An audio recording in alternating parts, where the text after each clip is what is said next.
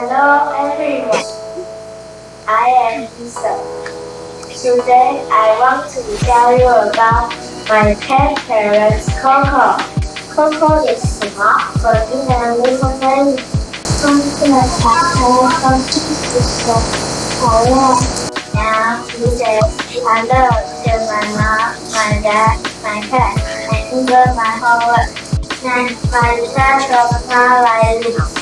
Coco says, hello, and my cat jumps out the window. Coco also goes food. The cat is cooking. Coco says, I want cookies. I say, no, Coco. Then he says, no, I want cookies. Long is what is not said. Coco is our happy mom. Every time I clean my diary, Coco's salad. I think he is trying to pack. But he's sometimes around. My dad said he's not around of his salad. But Coco is also my beloved mom. Every morning wake up. I said, Coco, be quiet. Then he says, wake up or no cookies. Oh no, I jumped out of bed.